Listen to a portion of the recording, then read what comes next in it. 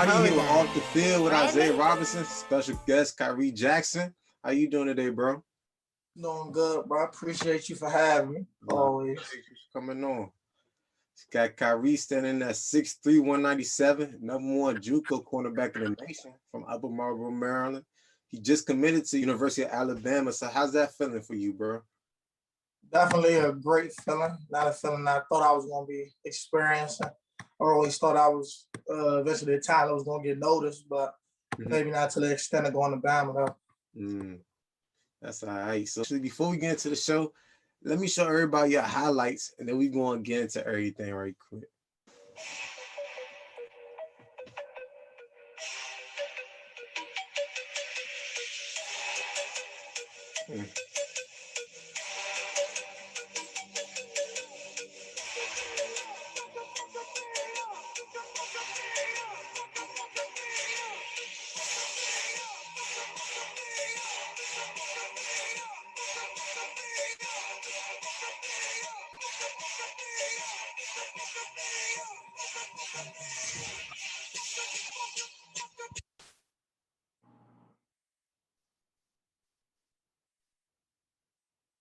That's crazy. I ain't even never see this video.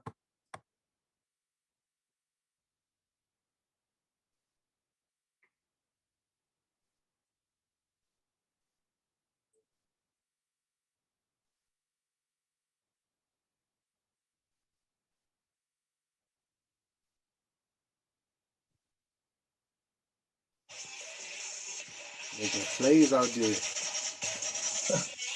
Or something. Yes, sir. Right. Nah, for sure. That's crazy. That's my first time ever seeing that YouTube video. I usually see videos of myself. I ain't never even seen that highlight. That's all right, too. I fuck with that, Jay.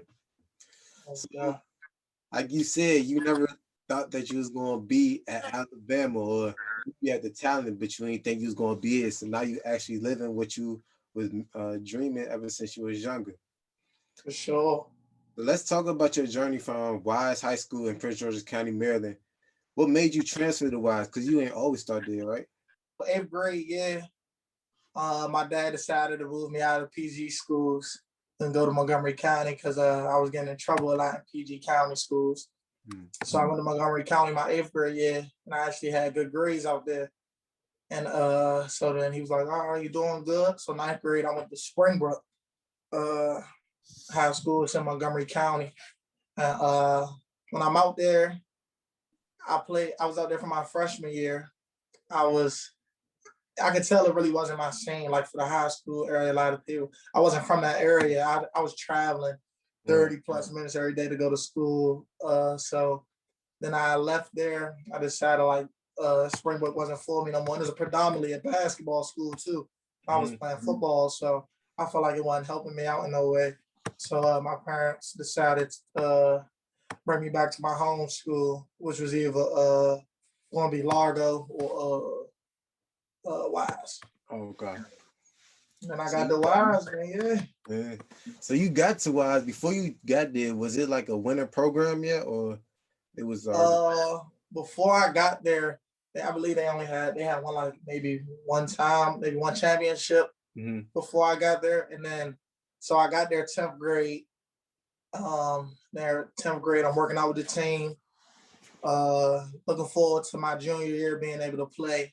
Because I transferred in the middle of my sophomore year. Like I was still in Montgomery County the start of my 10th grade year. Then I left after first quarter and went to Wise, started second quarter. So yeah, they didn't win the championship that year. I think that was around the year they lost to Duval in the playoffs. And so then the next year, I was looking forward to it. I'm cooking during 7-on-7 with the team. I'm traveling with the team. We had a travel team. But this had nothing to do with like Wise.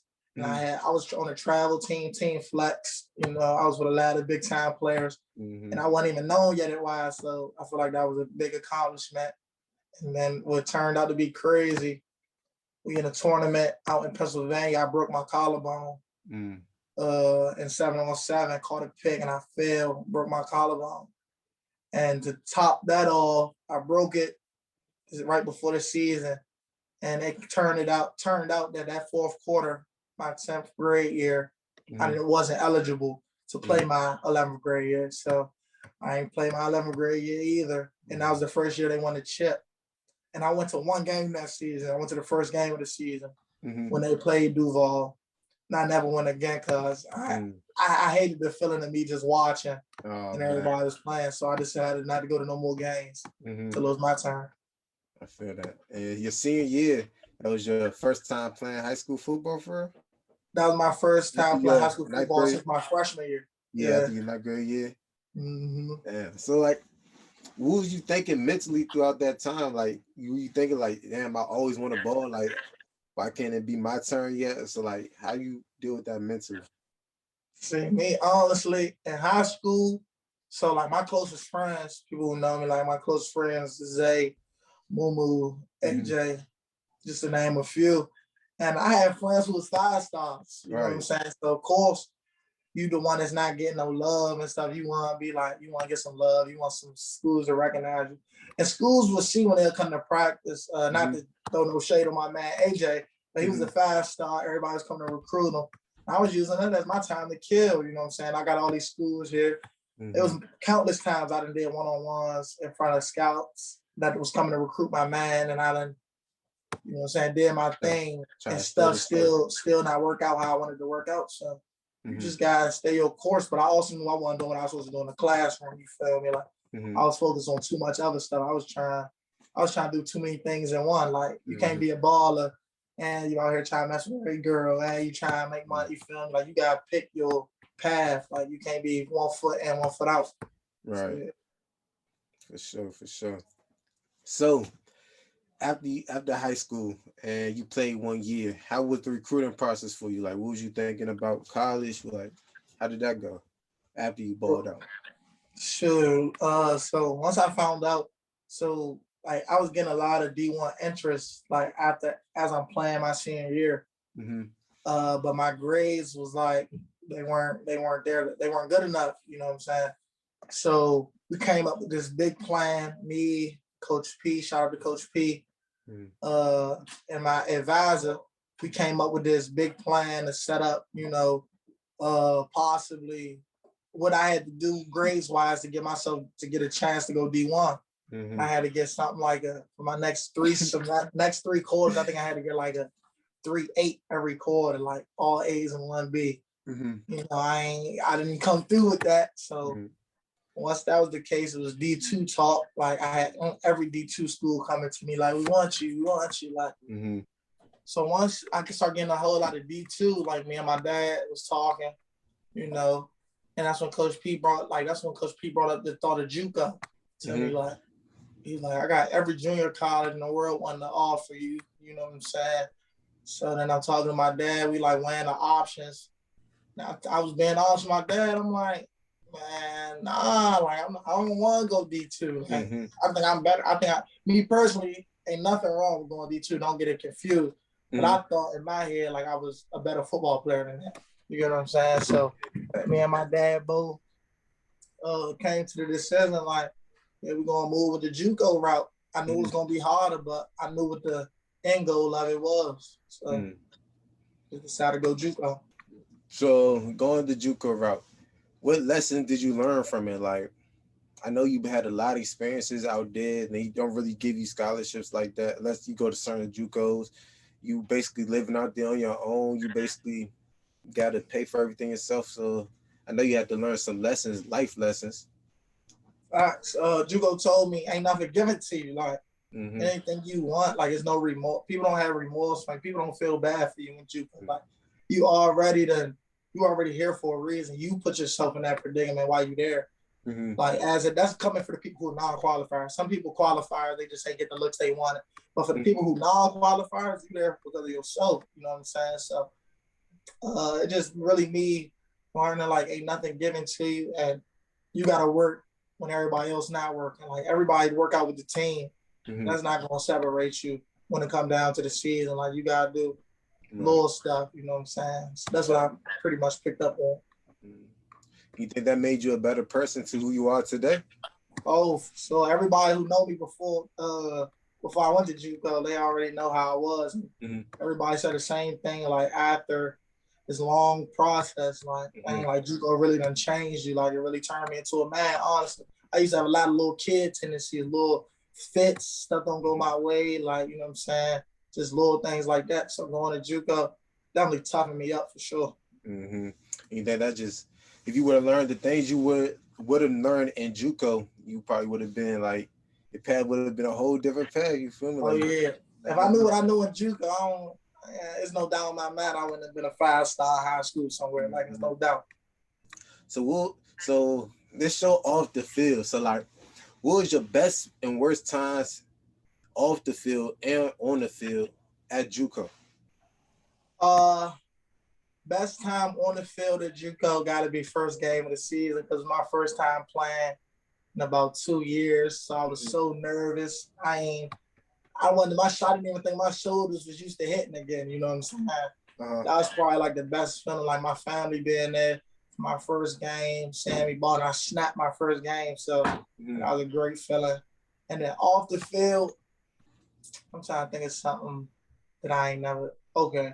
Off the field, probably me going fishing for real. Like, I ain't never been fishing till I was out there in Kansas. JUCO make you do things like you'll never think you do.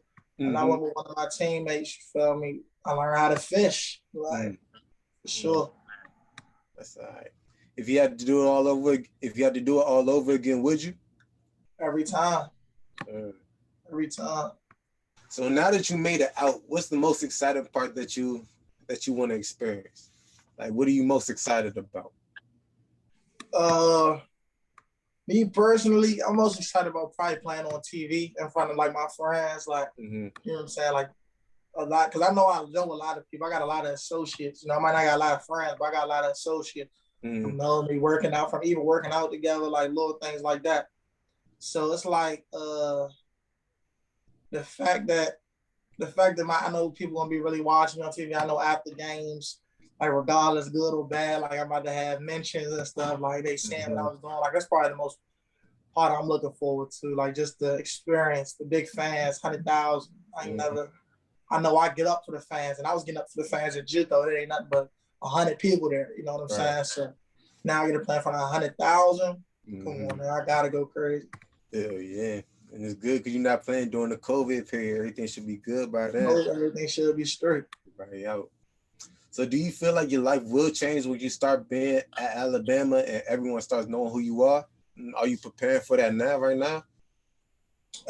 Yeah, definitely. I feel like my life changing a little bit right now. Like, I'm starting, like when I go out to Bama, when I'm visiting and stuff, like I can go in restaurants and stuff. I'm noticed now and stuff like that. It's starting to feel crazy. But when I really put that uniform on, and then it's going to definitely take off to another level. But I mean, I'm just the same person who I always been. Like, ain't nothing going to change just because a couple more people notice me. You know what I'm saying? I always stayed to myself, stayed to my folks, who I'm cool with. I'm just going to do what I do, regardless. So, fact. So, what's the important message you want to leave your fans with?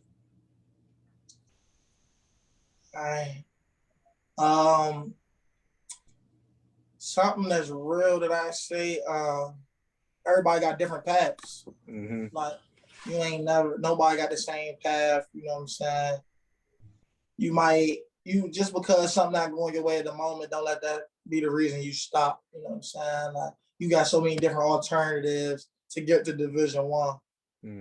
That's what I mostly tell them, like, don't stop. Like, if this is something that you really want to do, don't let nobody stop you. I know how many countless teachers, you know the line every teacher say, like, what you want to do when you go older? You tell them, they tell you every better odd that you got to do everything but that. You know what I'm saying?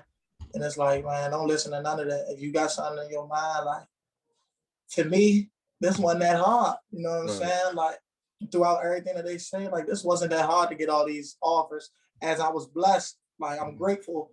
But as I see, once I put in the work, and if you put in that work, you can do it straight up. Fact. So now we get into the hot seat questions of the interview. Last time you partied all night?